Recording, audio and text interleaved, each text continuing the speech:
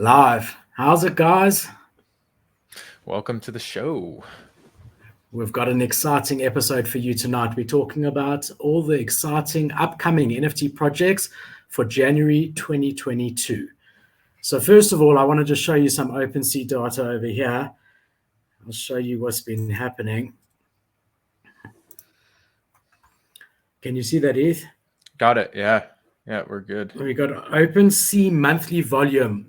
This is from June Analytics. You'll see here that December Opensea did 3.2 billion in turnover. And if you look at January already, and we're only the 3rd of January, there's almost 600 million that's been done there. Now, that's a huge number for 3 days.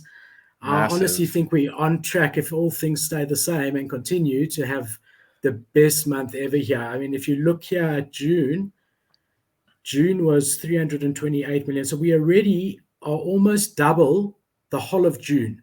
It's unbelievable. And probably almost equivalent to all the months up to July together, which is really incredible. If you look at the Opensea daily volume, you'll see that yesterday, I just want to get the pointer there, was $243 million yesterday alone. Wow. And today also hasn't been finished yet, and we're already just under $200 million, which is absolutely, absolutely incredible.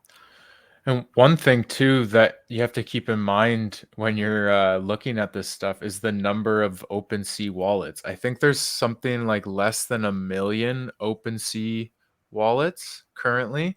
So to have that kind of money flowing through is and not really that many wallets in the NFT Opensea space. It's crazy. And it's just going to get more and more. If you look here, 362,000 active traders in the month of December. So that's not the total, but that's who transacted in December on Opensea. And then so far for January alone, we're already 111,000 3 days into that. I mean, a lot of them will be repeat, but it's incredible, really incredible.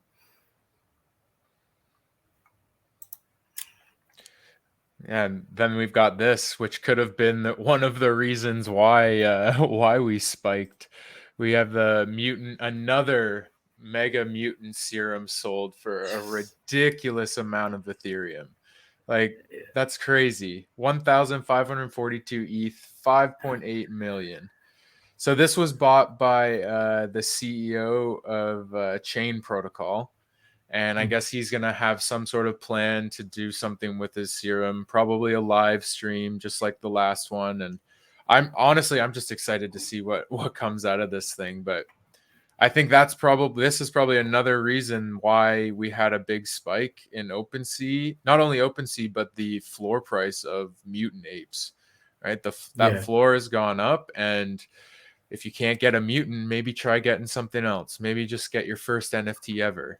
Right, so that's probably. So I'll show you. Yeah, let's see this. Yeah, for sure. So I'll show you here. You were talking about the floor price, just under 15 Ethereum, the current floor price for mutant apes. When we spoke about it on Friday, the floor, and I just want to check here, was 11.5 ETH. So it's gone up almost 3.5 ETH in 3 days, which is absolutely incredible. It does seem to be pulling back. Oh, we just cut out here. We just lost you for a second there, Philip, but we're back. We're good to go. We're back. Yeah, Sorry we're back. about that. So I was just saying, it was about 16 earlier, which is incredible, and it's pulled back a bit. Seems like it's reconciliating a bit, but that's incredible. We also spoke about Janky Haste on Friday's show. When we spoke, it was 0.265. This is the guys who have got that thing with Gucci, the collab with Gucci, 0.35. So that's almost a 50% increase since Friday. Peaceful groupies. Definitely a nice little bump up for those holders. For sure. Janky Heist. And then we spoke about peaceful groupies. Up a little bit. It was 0.34. It's currently 0.38. So about 10% increase since Friday's show. And Creature Toads was 0.055. And it's currently 0.064. So also a small increase. but very, very nice. Anyone who listened to Friday's show and it decided to get into some of these projects is happy. I think it's also important to realize that when the very high price projects go up, like Bored Ape, which has also jumped, then you typically find that the other collections that project does, like Mutant Ape Yacht Club, as well as Bored Ape Kennel Club, also has gone through the roof to almost 7. I just want to pull that up quickly, which is just mad. Yeah, 6.6. That's the Kennel Club.